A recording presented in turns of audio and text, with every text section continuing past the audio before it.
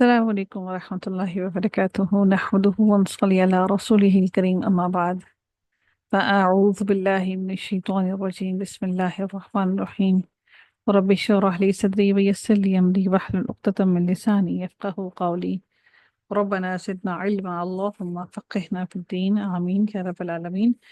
آغاز ہوتا ہے ہمارا رکوع نمبر 10 کا اور آیت نمبر 26 سے آغاز کرتے ہیں۔ سورہ اعراف چل رہی ہے۔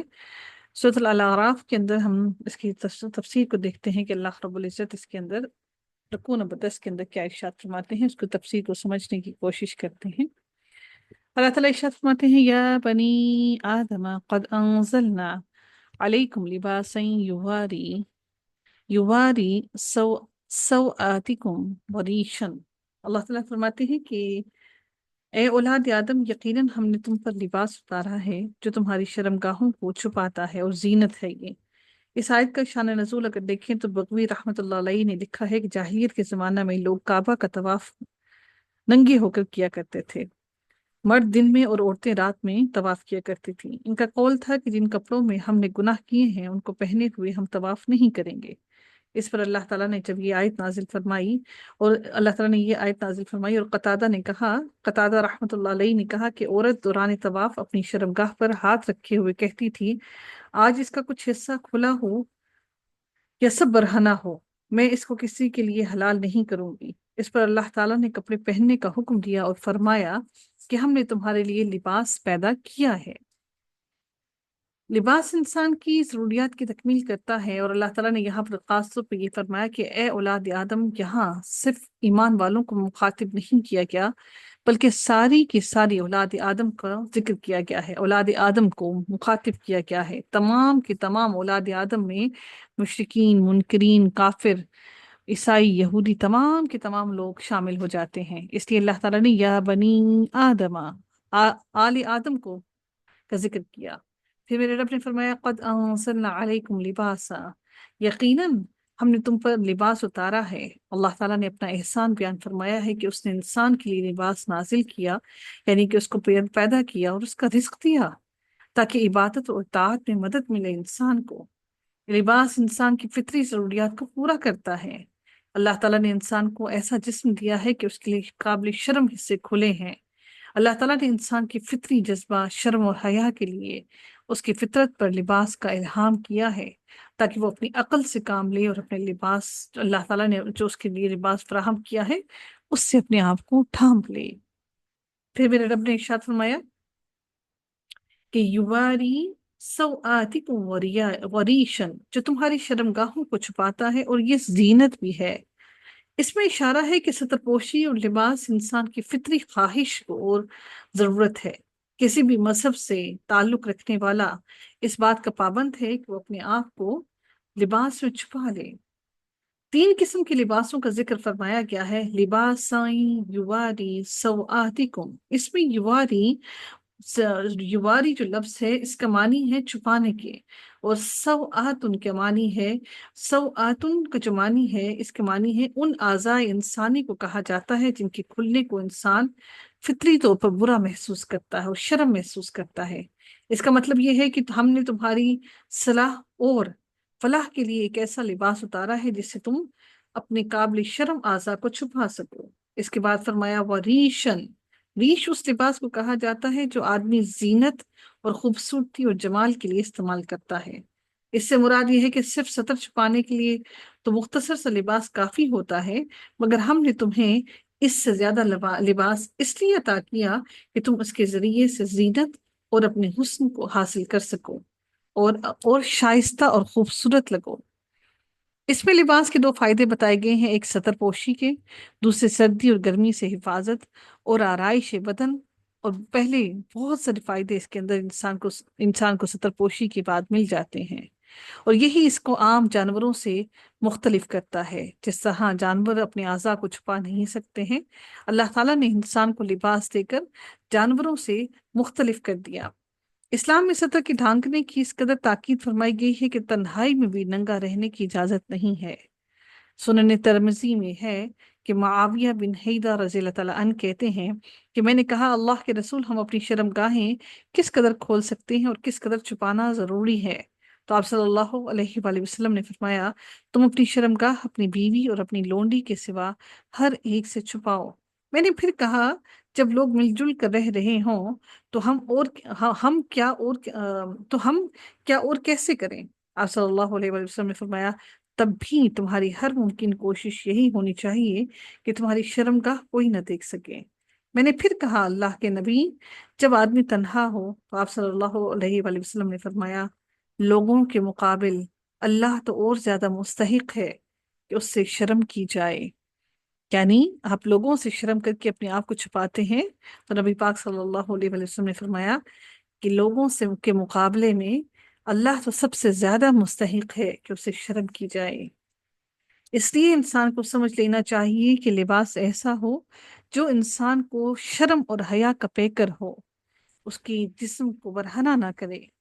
سیدنا ابو ہریرہ رضی اللہ تعالیٰ عنہ سے روایت ہے کہ رسول اللہ صلی اللہ علیہ وآلہ وسلم نے ارشاد فرمایا دوزخیوں کی دو جماعتیں ہیں جنہیں میں نے نہیں دیکھا کیونکہ وہ میرے بعد ظاہر ہوں گی۔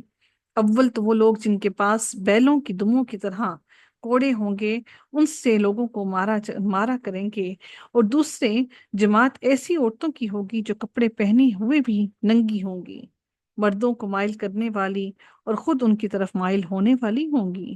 ان کے سر خوب بڑے بڑے اونٹوں کے کوہانوں کی طرح ہوں گے جو جھکے ہوئے ہوتے ہیں۔ یہ عورتیں نہ جنت میں داخل ہوں گی اور نہ ہی اس کی خوشبو سونگھیں گی۔ آپ آج اپنے لباس کو سوچ لیجئے، دیکھ لیجئے اور اپنا محاسبہ کر لیجئے، اور یہ سوچ لیجئے کہ کیا ہمارے لباس اس قابل ہیں؟ کیا ہم جب شادی بیاہ یا کسی بھی تقریب میں جاتے ہیں تو کیا ہمارے لباس اس قابل ہیں کہ ہم اللہ تعالیٰ کے سامنے کھڑے ہو سکیں؟ اللہ تعالیٰ نے سورہ نحل میں ارشاد فرمایا اور اللہ تعالیٰ نے جن چیزوں کو پیدا کیا ہے ان کے سائے بھی تمہارے لیے بنائے ہیں، اور پہاڑوں میں تمہارے لیے چھپنے کی جگہیں بنائیں، اور تمہارے لیے قمیضیں بنائیں جو تمہیں گرمی سے بچاتی ہیں، اور ایسی قمیضیں بھی جو تمہیں جنگ میں بچاتی ہیں۔ پھر میرے رب نے آیت کے اگلے حصے میں فرمایا وَلِبَاسُ التَّقْوَى ذَلِكَ خَيْرٌ، اور تقوی کا لباس ہی بہترین ہے۔ تقوی روح کا لباس ہے۔ عبد الرحمن بن اسلم فرماتے ہیں کہ جو اللہ تعالیٰ سے ڈرے اور اپنی شرمگاہ چھپائے تو یہ لباس تقوی ہے، اس کو لباس تقوی کہا جاتا ہے۔ تقوی کا لباس سب سے بہترین ہے کیونکہ لباس تقوی بندے کے ساتھ ہمیشہ رہتا ہے، کبھی وہ پرانا نہیں ہوتا، کبھی وہ بوسیدہ نہیں ہوتا، اور نہ ہی اس کا دل کبھی اس سے خائف ہوتا ہے، نہ اس کا دل کبھی اس سے تکلیف حاصل کرتا ہے۔ سب سے بہترین لباس تقوی کا لباس ہے۔ پھر میرے رب نے فرمایا ذَلِكَ مِنْ آیَاتِ اللَّهِ لَعَلَّهُمْ يَذَّكَّرُونَ، یہ اللہ تعالیٰ کی نشانیوں میں سے ہے کہ لوگ سبق حاصل کریں، یعنی لباس اللہ تعالیٰ کی نشانیوں میں سے ہے۔ اس ظاہری لباس سے تم اپنی باطنی یعنی جو باطنی لباس کے لیے مدد لوگے، یعنی ظاہری حیا سے باطنی حیا اور ایمان کے لیے مدد ملے گی۔ یہ جو ظاہری لباس تم پہنو گے تمہارا جسم ڈھک جائے گا، چھپ جائے گا۔ دنیا کا نظام اللہ تعالیٰ نے ایسا بنایا ہے کہ جو کچھ ظاہر ہے وہ چھپے ہوئے کی نشانی ہے۔ انسان ظاہری چیزوں پر غور و فکر کر کے چھپی ہوئی حقیقتوں تک پہنچ جاتا ہے۔ بالکل ایسا ہی معاملہ لباس کا بھی ہے۔ اللہ تعالیٰ نے فرمایا لعلکم یذکرون، شاید کہ لوگ سبق حاصل کریں، تقوی حاصل کریں، سبق حاصل کریں۔ میرے رب نے پھر فرمایا یا بنی آدم لا لا يفتننكم الشيطان كما أخرج أبويكم من الجنة ينزع عنهما لباسهما۔ پھر میرے رب نے فرمایا اے اولاد آدم، شیطان تمہیں ہرگز فتنے میں نہ ڈالے۔ اللہ رب العزت نے اولاد آدم کو خطاب کر کے شیطان کے بہکاوے سے بچنے کی تلقین فرمائی ہے کہ اے اولاد آدم، ایسا نہ ہو کہ شیطان تمہیں فتنے میں ڈال دے، وہ تمہارے سامنے گناہوں کو خوبصورت کر کے پیش کرے، تمہیں گناہوں کی ترغیب دے اور تم اس کی بات کو مان لو۔ کما اخرج ابویکم من الجنت، جیسا کہ اس نے تمہارے والدین کو جنت سے نکلوا دیا، یعنی حضرت آدم علیہ السلام اور حضرت حوا علیہ السلام کو بلند ترین مرتبے سے نیچے گرا دیا تھا۔ تو اللہ تعالیٰ نے اسی لیے کہا کہ تم شیطان سے بچو، وہ تمہیں گمراہ کرنے سے بھی غافل نہیں ہوگا۔ شیطان نے دونوں سے لباس اتروا دیے تھے تاکہ ان دونوں کو ایک دوسرے کی شرم گاہیں دکھا دے، تم پر بھی وہ اسی راستے سے آئے گا، کہیں وہ تمہارے بھی لباس نہ اتروا دے۔ شیطان جن راستوں سے شب خون مارتا ہے، رات کے وقت آ کے حملہ کرتا ہے، ان راستوں سے غافل نہ رہو۔ شیطان انسان کو عریانیت، بے حیائی کی فتنے میں مبتلا کرتا ہے، اور بے حیائی اور عریانیت، ننگا پن حیوانات کی خصوصیت ہے، انسان کی خصوصیت نہیں ہے۔ انسان عریانیت کی طرف اس وقت مائل ہوتا ہے جب وہ مقام انسانیت سے گر جاتا ہے، پھر انسان بے حیائی کی طرف، ننگے پن کی طرف جاتا ہے۔ تو آج اپنے آپ کو سوچ لیجئے کہ آج ہم کیا ہیں؟ ہم انسان ہیں یا پھر ہم جانور ہیں؟ کہ ہم اپنے لباس کو ایسا لباس پہنے کہ جس سے ہمارے جسم کے اعضاء ظاہر ہوں۔ یہ بات یہ بات ظاہر کرنے کے لیے کہ ہم اپ ٹو ڈیٹ ہیں اور فیشنیبل ہیں۔ میرے رب نے ارشاد فرمایا، انہو یراکم ہوا وقبیلہ من حیث لا ترونہم، یقیناً وہ اور اس کے ساتھی تمہیں ایسی جگہ سے دیکھتے ہیں جہاں سے تم انہیں نہیں دیکھتے۔ اس سے مراد شیطان کی نسل ہے۔ اللہ تعالیٰ نے یہ واضح کیا ہے کہ شیطان اور اس کا قبیلہ تمہیں وہاں سے دیکھتے ہیں جہاں سے تم انہیں نہیں دیکھ سکتے، اس لیے وہ بہکانے کی زیادہ استطاعت رکھتا ہے۔ لہٰذا تم ہوشیار ہو جاؤ، تم محتاط ہو جاؤ، ایسا نہ ہو کہ وہ تمہیں بہکا دے اور تمہیں پتہ ہی نہ چلے۔ ان جعلنا الشیاطین اولیاء للذین لا یؤمنون، پھر میرے رب نے ارشاد فرمایا، یقیناً ہم نے شیطانوں کو ان لوگوں کے لیے دوست بنا دیا جو ایمان نہیں لاتے۔ ایمان نہ لانے والوں کو اللہ تعالیٰ نے شیطان کا دوست بنایا ہے، شیطان کو ان کے ساتھ لگا دیا ہے، اور مسلسل شیطان ان کے ساتھ جد و جہد کر رہا ہے۔ بلکہ اب تو شیطان کو جد و جہد کرنے کی ضرورت بھی نہیں، شیطان تو اتنا آگے بڑھ گیا کہ وہ آٹومیٹکلی شیطان کے رستے پر چل پڑے ہیں۔ نبی کریم صلی اللہ علیہ وآلہ وسلم کا ارشاد ہے کہ تم میں سے جب کوئی شخص سونے لگتا ہے تو شیطان اس کی گدی میں 3 گرہ لگا دیتا ہے۔ گدی جو گردن ہوتی ہے نا، وہاں پر اس کے نیچے جو بالکل آپ کا جوائنٹ ہے گردن کا، گدی میں سر و گردن کا، اور ہر گرہ لگاتے ہوئے لوری دیتا ہے کہ ابھی رات لمبی ہے، سو جا۔ پس اگر وہ بیدار ہوا اور بیدار ہو کر اللہ تعالیٰ کا ذکر کیا تو ایک گرہ کھل جاتی ہے، اس کے بعد اگر اس نے وضو کیا تو دوسری گرہ کھل جاتی ہے، اس کے بعد جب نماز پڑھ لیتا ہے تو تیسری گرہ بھی کھل جاتی ہے، جس کی وجہ سے وہ خوش طبیعت حشاش بشاش ہو جاتا ہے، ورنہ وہ اس حال میں صبح کرتا ہے کہ اس کی طبیعت گندی ہوتی ہے اور اس پر سستی چھائی رہتی ہے۔ نبی کریم صلی اللہ علیہ وآلہ وسلم کے سامنے ایک آدمی کا ذکر ہوا کہ وہ صبح تک سوتا رہا اور نماز کے لیے نہ اٹھا، تو آپ صلی اللہ علیہ وآلہ وسلم نے فرمایا، یہ شخص ایسا ہے جس کے کانوں میں شیطان نے پیشاب کر دیا ہے۔ بدقسمتی سے ہم خواتین یہ سمجھتی ہیں کہ ہم اگر واش روم میں گئے اور ہم نے سر پہ دوپٹہ نہ رکھا تو شیطان ہمارے سر پہ پیشاب کر دے گا۔ وہاں پر ہمیں بڑی فکر ہوتی ہے، لاحق ہوتی ہے کہ واش روم میں جاتے وقت سر کو لپیٹ کر جانا ہے، حالانکہ یہ احادیث سے کہیں ثابت نہیں ہے یہ بات کہ سر پہ دوپٹے کو لپیٹ کے آپ لوگ واش روم میں جائیں۔ ہاں، یہ بات ضرور ثابت ہے احادیث سے کہ جو انسان فجر کی نماز قضا کر دیتا ہے تو اس کے کانوں پر، نبی کریم صلی اللہ علیہ وسلم فرمایا کہ اس کے کانوں پر شیطانوں نے ایسا ہے کہ جسے پیشاب کر دیا۔ پھر میرے رب نے فرمایا، اللہ تعالیٰ نے پھر مزید فرمایا،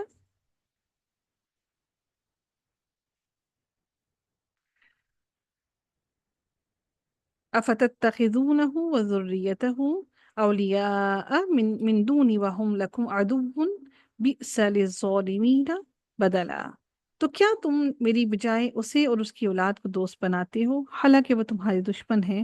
ظالموں کے لیے بہت برا یہ بدلہ ہے۔ ایمان کے ساتھ شیطان سے دوستی نہیں ہوتی، ایمان نہ ہو تو یہ دوستی ہو جاتی ہے۔ اللہ تعالیٰ نے فرمایا سورہ نحل میں، ان لوگوں پر یقیناً اس کا کوئی غلبہ نہیں جو ایمان لائے اور جو اپنے رب پر بھروسہ کرتے ہیں، اس کا زور تو صرف انہی پر چلتا ہے جو اس سے دوستی رکھتے ہیں اور جو اس اللہ تعالیٰ کے ساتھ شریک کرنے والے ہیں۔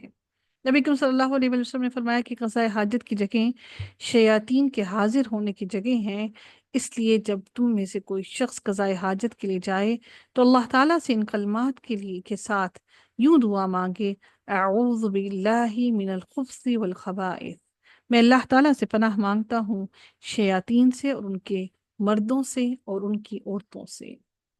پھر میرے رب نے اگلی آیت میں ارشاد فرمایا فَإِذَا وَإِذَا فَعَلُوا فَاحِشَةً قَالُوا وَجَدْنَا عَلَيْهَا آبَاءَنَا وَاللَّهُ أَمَرَنَا بِهَا۔ پھر میرے رب نے ارشاد فرمایا اس آیت کا شان نزول دیکھیں تو اسلام سے پہلے جاہلیت جاہلیت عرب کے زمانہ میں شیطان نے لوگوں کو جن شرمناک اور بیہودہ رسموں میں مبتلا کر رکھا تھا ان میں سے ایک یہ بھی تھی کہ قریش کے سوا کوئی شخص بیت اللہ کا طواف اپنے کپڑوں میں نہیں کر سکتا تھا، بلکہ یا وہ کسی قریشی سے اس کا لباس آ، ادھار کے طور پر مانگ لیتے یا پھر ننگا طواف کر لیتے یا پھر ان کو بہت مہنگے داموں میں ان سے خریدنا پڑتا۔ اور ظاہر ہے کہ سارے عرب کے لوگوں کو قریش کے لوگ کہاں تک کپڑے دے سکتے تھے، اس لیے ہوتا یہی تھا کہ یہ اکثر لوگ ننگے ہی طواف کیا کرتے تھے۔ مرد دن میں اور عورتیں عموماً رات کے اندھیرے میں طواف کیا کرتی تھیں اور اپنے اس فعل کی شیطانی حکمت یہ بیان کرتے تھے کہ جن کپڑوں میں ہم نے گناہ کیے ہیں انہی کپڑوں میں بیت اللہ کے گرد طواف کرنا خلاف ادب ہے۔ اور یہ عقل کے اندھے یہ نہ سمجھتے تھے کہ ننگے طواف کرنا اس سے زیادہ خلاف ادب اور خلاف انسانیت ہے۔ صرف قریش کا قبیلہ باوجہ خدام حرم یعنی کہ حرم کے خادم ہونے کی وجہ سے اس اریانی کے قانون سے مستثنی سمجھا جاتا تھا، وہ کپڑے پہن کر طواف کیا کرتے تھے۔ تو یہ جو آیات نازل ہوئی ہیں اس میں جو پہلی آیت میں اسی بیہودہ رسم کو مٹانے اور اس کی خرابی کو بتلانے کے لیے نازل ہوئی ہے، اور سیدنا عبداللہ بن عباس بیان کرتے ہیں کہ ایام جاہلیت میں عورت برہنہ ہو کر کعبے کا طواف کرتی اور کہتی جاتی آج میرے جسم کا کچھ حصہ یا سارا جسم ہی ننگا ہوگا، اور جو ننگا ہوگا اسے میں کسی کے لیے حلال قرار نہیں دوں گی۔ تو اللہ تعالیٰ نے جب یہ آیت نازل فرمائی خذوا زینتکم عند کل مسجد، ہر نماز کے وقت اپنی زینت اختیار کرو، اسی بارے میں سورہ اعراف کی آیت نمبر 31 نازل ہوئی۔ پھر اب ہم جب آگے دیکھتے ہیں اللہ تعالیٰ فرماتی ہیں وَإِذَا فَعَلُوا فَاحِشَةً، اور جب وہ کوئی بے حیائی کرتے، فحش سے مراد ہر وہ کام ہے جو برا ہو اور جو بے حیائی کا کام ہو، تو وہ ننگے ہو کر بیت اللہ کا طواف کرنا بھی اسی میں آتا ہے۔ قَالُوا وَجَدْنَا عَلَيْهَا آباءنا، تو وہ کہتے کہ ہم نے اپنے باپ دادا کو بھی اسی پر پایا تھا، ہمارے باپ دادا بھی بالکل ایسے ہی کیا کرتے تھے، تو ہم کوئی نئی چیز نہیں کر رہے، ہم بھی وہی کر رہے ہیں جو ہمارے باپ دادا نے کیا تھا۔ مشرکین عرب اپنی فحاشی کی دلیل میں یہی بس کہا کرتے تھے واللہ امرنا بها، اور اللہ تعالیٰ نے ہمیں ایسا کرنے کا حکم دیا ہے۔ وہ اس بے حیائی کے کام کو اللہ سے منسوب کر کے جھوٹ بولتے تھے۔ قل ان اللہ لا یأمر بالفحشاء، اللہ تعالیٰ نے ان کی اس بات کی تردید کرتے ہوئے کہا اے نبی آپ کہہ دیجئے یقیناً اللہ تعالیٰ بے حیائی کا حکم نہیں دیتا، یعنی یہ بات اللہ تعالیٰ کی حکمت اور کمال کے لائق نہیں کہ وہ اپنے بندوں کو فحش کاموں کا حکم دے۔ اللہ تعالیٰ نے ان فحش کاموں کا حکم ہرگز نہیں دیا ہے، اللہ تعالیٰ نے ایسا کرنے کو ہرگز نہیں کہا ہے۔ نبی کریم صلی اللہ علیہ وسلم نے فرمایا کہ اللہ تعالیٰ سے زیادہ غیرت والا کوئی نہیں، غیرت ہی کی وجہ سے اس نے تمام بے حیائیوں کو حرام کر دیا ہے۔ آتقولون علی اللہ ما لا تعلمون، کیا تم اللہ تعالیٰ پر وہ باتیں کہتے ہو جو تم نہیں جانتے؟ کیا تم اللہ تعالیٰ پر ایسی باتیں کہتے ہو جو تم نہیں جانتے ہو، اور تم اپنی خواہش نفس کی بات سنتے ہو اور وہ باتیں اللہ سے منسوب کرتے ہو کہ اللہ نے ایسا کہا؟ میرے رب نے مزید کہا قل امر ربی بالقسط، اے نبی آپ کہہ دیجیے میرے رب نے انصاف کا حکم دیا ہے، آپ کہہ دیں کہ میرا رب عدل و انصاف کو اور امانت و دیانت کا حکم دیتا ہے اور بے حیائی کے کاموں کو روکتا ہے۔ وَأَقِيمُوا وُجُوهَكُمْ عِنْدَ كُلِّ مَسْجِدٍ وَادْعُوهُ مُخْلِصِينَ لَهُ الدِّينَ، میرے رب نے فرمایا انصاف کا حکم دینے کے بعد میرے رب نے اگلی جو بات کہی وہ کیا دی کہ اور ہر نماز کے وقت اپنا رخ سیدھا رکھو، سیدھا سیدھا رکھو، یعنی عبادت میں اللہ تعالیٰ کی طرف توجہ رکھیں اور اس کو ظاہر اور باطن میں مکمل کرنے کی کوشش کریں اور اسے ہر طرح کے نقص اور فساد سے پاک کرنے کی کوشش کریں۔ وَدْعُوهُ مُخْلِصِينَ لَهُ الدِّينَ، اور دین کو اس کے لیے خالص کر کے اسی کو پکارو۔ دین کو اللہ تعالیٰ کے لیے خالص کرنے سے مراد ہے کہ ہر کام کا مقصد اللہ تعالیٰ کی رضا ہونی چاہیے۔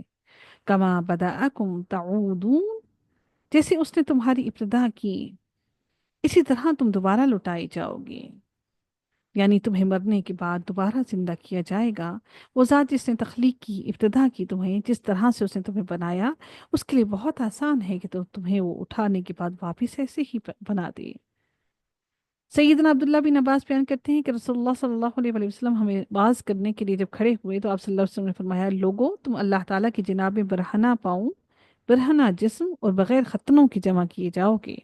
پھر آپ صلی اللہ علیہ وآلہ وسلم نے یہی آیت تلاوت فرمائی، کما بدأنا اول خلق نعیدہ وعدا علینا ان کنا فاعلین۔ جس طرح ہم نے پہلی تخلیق کی ابتدا کی تھی، اس طرح ہم اس کا اعادہ کریں گے، یہ ہمارے ذمہ وعدہ ہے، وہ یقیناً ہم کرنے ہی والے ہیں۔ نبی کریم صلی اللہ علیہ وسلم نے ارشاد فرمایا کہ تمہاری پیدائش کی تمہاری پیدائش کی تیاری تمہاری ماں کے پیٹ میں 40 دن تک نطفہ کی صورت میں کی جاتی ہے، اتنے ہی دنوں تک پھر ایک بستہ خون کی صورت میں اختیار کیے رہتا ہے، اور پھر وہ اتنے ہی دنوں تک ایک گوشت کا لوتھڑا رہتا ہے۔ اس کے بعد اللہ تعالیٰ ایک فرشتہ بھیجتا ہے اور اسے 4 باتوں کے لکھنے کا حکم دیتا ہے۔ اسے کہا جاتا ہے کہ اس کی عمل، اس کا رزق اور اس کی مدت زندگی، اور یہ کہ یہ بد ہوگا یا نیک ہوگا، لکھ لیں۔ اب اس نطفہ میں روح ڈالی جاتی ہے۔ یاد رکھ، ایک شخص زندگی بھر نیک عمل کرتا رہتا ہے، اور جب جنت میں اس کے درمیان صرف ایک ہاتھ کا فاصلہ رہ جاتا ہے تو اس کی تقدیر سامنے آ جاتی ہے اور دوزخ والوں کے عمل شروع کر دیتا ہے۔ اسی طرح ایک شخص زندگی بھر برے کام کرتا رہتا ہے، اور جب دوزخ اس کے درمیان صرف ایک ہاتھ کا فاصلہ رہ جاتا ہے تو اس کی تقدیر غالب آ جاتی ہے اور جنت والوں کے کام شروع کر دیتا ہے۔ تو اس لیے انسان کو سمجھ لینا چاہیے کہ اس کی نیک عمل کرنا کتنا ضروری ہے۔ میرے رب نے پھر اگلی آیت میں ارشاد فرمایا،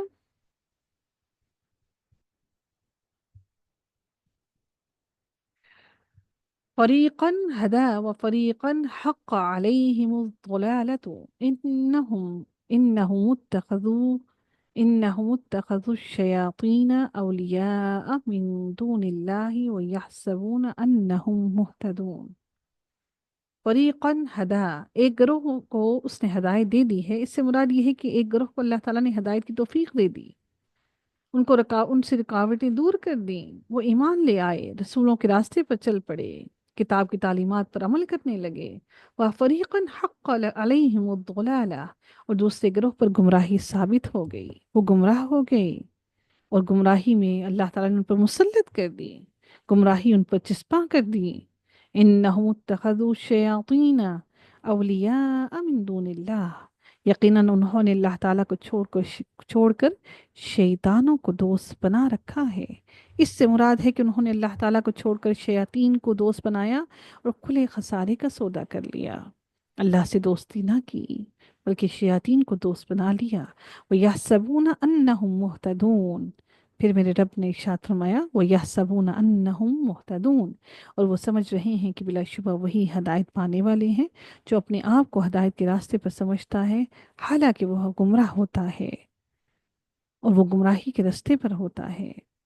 رب العزت کا فرمان ہے سورۃ الکہف کی آیت نمبر 103 اور 4 میں، اور اے نبی آپ کہہ دیجئے کہ کیا ہم تمہیں بتائیں جو لوگ اپنے اعمال میں سب سے زیادہ خسارے والے ہیں، وہ لوگ جن کی محنت دنیا کی زندگی میں ہی کھو گئی اور وہ سمجھتے رہے کہ یقیناً وہ ایک اچھا کام کر رہے ہیں۔ میرے رب نے اگلی آیت میں ارشاد فرمایا پھر سے بنی آدم کے بارے میں، یا بنی آدم خذوا زینتکم عند کل مسجد وکلوا واشربوا ولا تسرفوا انہ لا یحب المسرفین۔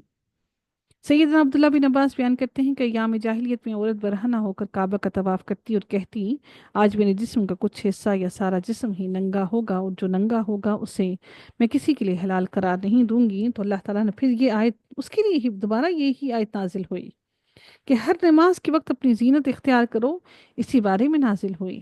اے اولاد آدم، ہر نماز کے وقت اپنی زینت اختیار کرو، اس آیت میں ان مشرکوں کی مذمت کی گئی ہے جو ننگے ہو کر بیت اللہ کا طواف کیا کرتے تھے۔ مسلمانوں کو حکم ہے کہ لباس پہن کر مسجدوں میں جائیں۔ اس آیت میں زینت سے مراد ستر ڈھانپنا ہے، زینت سے مراد لباس کی صفائی بھی ہے۔ اے اولاد آدم، ہر فرض یا نفل نماز کے وقت اپنے ستر کو ڈھانپو، اللہ تعالیٰ نے لباس کو میل کچیل اور نجاست سے پاک رکھنے کا حکم دیا ہے۔ زینتکم، ایسا نہیں کہ گندے گندے کپڑوں میں، گندے لباس میں اٹھ کے کھڑے ہو جائیں نمازیں پڑھنے کے لیے۔ وَكُلُوا وَاشْرَبُوا، اور کھاؤ اور پیو، اللہ تعالیٰ نے جو کچھ عطا کیا ہے اس میں سے پاک چیزیں کھاؤ اور اس میں سے پیو۔ وَلَا تُسْرِفُوا، اور تم حد سے نہ گزرنا۔ سیدنا عبداللہ بن عباس بیان کرتے ہیں کہ حلال چیزوں میں سے جو چاہو کھاؤ اور جو چاہو پیو، مگر دو باتوں سے ضرور بچو، اسراف اور تکبر سے۔ وَلَا تُسْرِفُوا سے مراد حد سے تجاوز نہ کرو، حلال چیزوں کو حرام قرار دینا بھی حد سے تجاوز کرنا ہی ہے۔ انہ لا يحب المسرفین، یقیناً اللہ تعالیٰ حد سے گزرنے والوں کو پسند نہیں کرتا۔ اللہ تعالیٰ کو اعتدال پسند ہے، حد سے گزرنا اعتدال کی مخالفت ہے جو اللہ تعالیٰ کو ہرگز پسند نہیں ہے۔